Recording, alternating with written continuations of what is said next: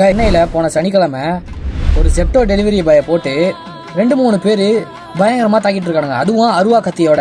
அதை பார்த்த பொதுமக்கள் ஓடி போயிட்டு கல்லாலையும் கட்டையாலையும் அடிச்சு அந்த 2 பசங்களையும் துரத்தி விட்டானுங்க.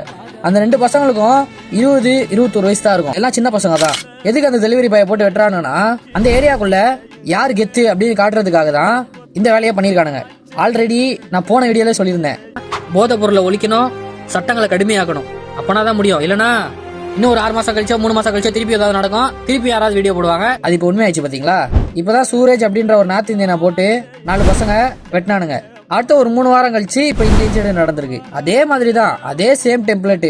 இந்த பசங்க எல்லாம் வெட்டிட்டு இன்ஸ்டாகிராம்ல போயிட்டு ரீல்ஸ் போட்டுருக்கானுங்க. பாத்தீங்களா, நாங்க தான் கெத்து, நாங்க வெட்டிட்டோம் அப்படின்ட்டு. அதை பார்த்து போலீஸ் 3 பேரை இப்ப அரெஸ்ட் பண்ணிருக்காங்க. வர வர மனுஷன் உயிர்ன்றது கொஞ்சம் கூட மதிப்பு இல்லாம போயிட்டு இருக்குது. ஒருத்தன் போதையை போட்டு கொள்றான், ஒருத்தன் கெத்துக்காக கொள்றான், ஒருத்தன் ஃபேமுக்காக கொள்றான். வர வர ஜென்ரேஷனும் சொசைட்டி எல்லாமே ரொம்ப மோசமாயிட்டே தான் போகுது.